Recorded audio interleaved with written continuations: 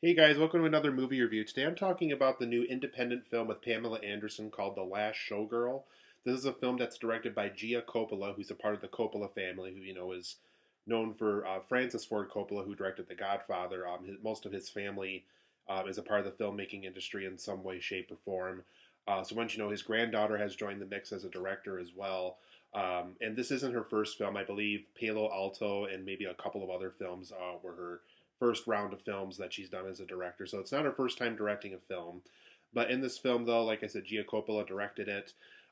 We follow a character that's played by Pamela Anderson, that is a dancer in Las Vegas. That's a part of this. I think the show is called The Razzle Dazzle, and the show's been going for over 20 years. A lot of her coworkers are also dancers in this show too, and obviously a lot of them have been a part of the show in some way, shape, or form over the years too. Obviously, a lot of them are younger, so some of them joined the show at a later time. But after 20 years, or over 20 years, I think it's going close to 30 years at this point in the movie, her boss, played by Dave Bautista, informs all the dancers that basically the show is being shut down for good. They're doing some type of a circus show instead.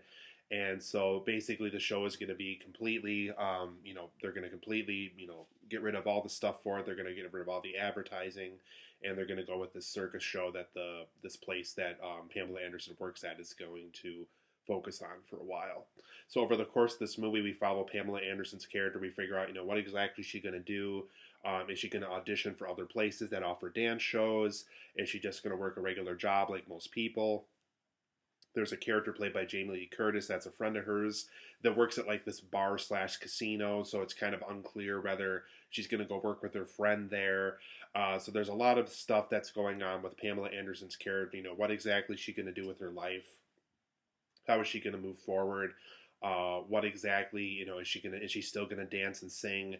And how exactly is that going to affect her professionally moving forward? Because her character is in her 50s now, so she's not going to probably have the best possible opportunities the way that maybe somebody in their 20s might have.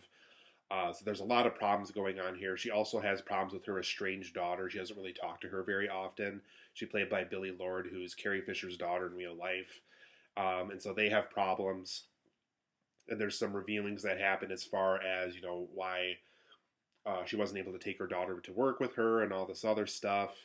And there's a lot of problems and issues that happened between the two of them over the course of this film as far as a proper mother and daughter relationship that never really happened. And so there's a lot of that going on in this film too. But overall, guys, I thought The Last Showgirl was an okay film. There's a lot of things about it where I really enjoyed it, and it's insightful in certain areas, but it's just one of those films where there's just a lot of problems along the way. It's just one of those films where, because the good is so good, when you notice some of the flaws in the movie, it's like really noticeable flaws. And it's also not a very long movie. It's only like maybe 90 minutes long, if even that. But there's some things along the way, like I said, that are redeeming about it, that are good, that I liked about it.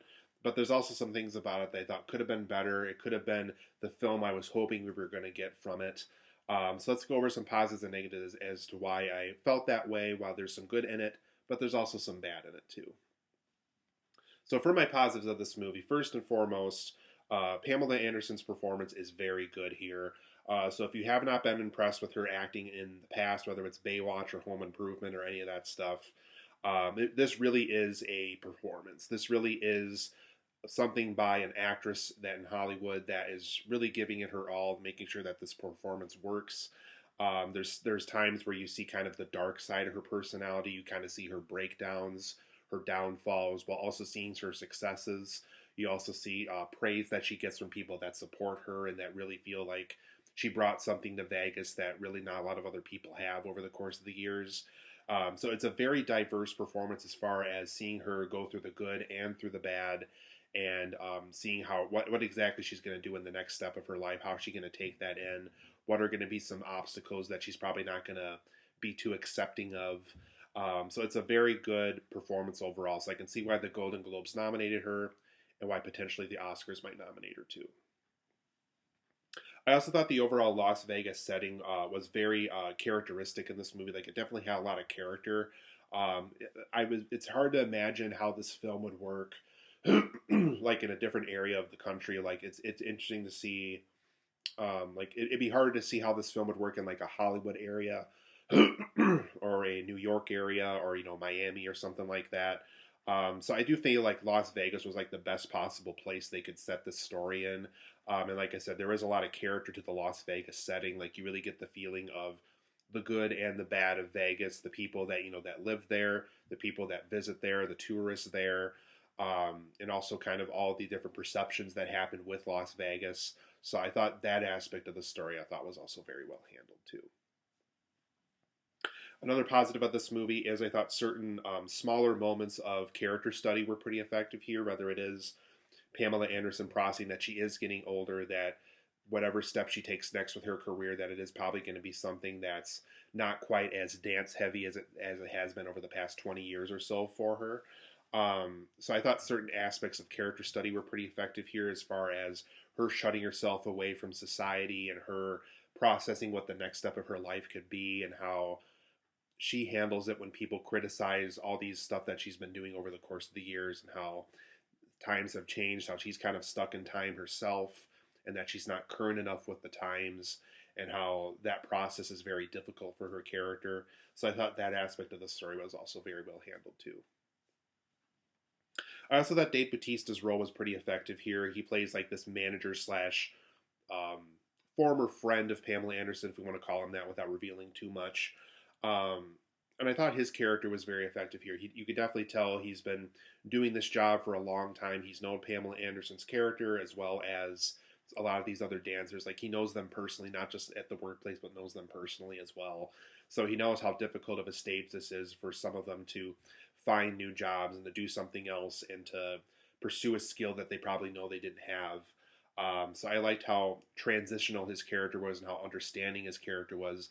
He's not just the big tough guy in this movie. He really is this understanding character that really kind of brings something to the film that really kind of softens the rougher times that these characters face, and that he's really kind of this friend and family member to a lot of these dancers that have been a part of the show for several years now.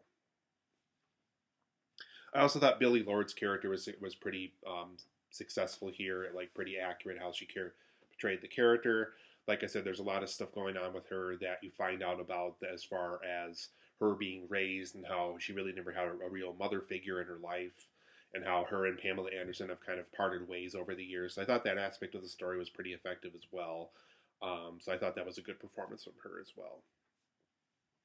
And then for my last positive, I thought Gia Coppola's camera work was very involving here. She's very good about making sure that we're involved with the characters, following them around with the handheld camera, really making sure that we feel involved whenever like these group of dancers are getting together for like a fish fry dinner or something like that.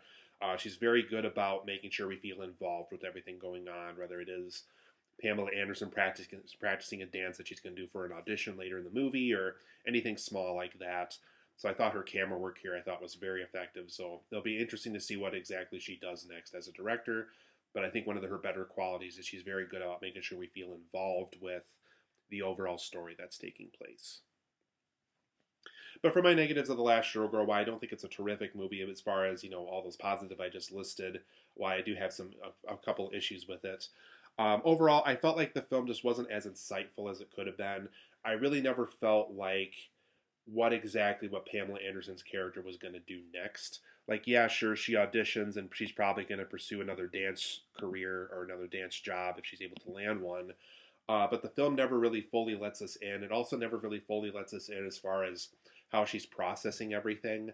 Like they never really show us how exactly she feels about her time with her daughter, and how there was things in her life that she thought she could have been done differently. And as far as her daughter's father that's gotten very long estranged and stuff like that. And overall too, I thought the overall film didn't feel as impactful as it could have been, because it really could have been about this struggle that this dancer has done for over 20 years. And I just really never felt like everything kind of felt like it was at arm's length. It never really allowed me to come in and let me feel involved with this character's life. Though the camera work was involving, though the performances were very good, I never really felt involved, really. Like, everything felt like it was at arm's length.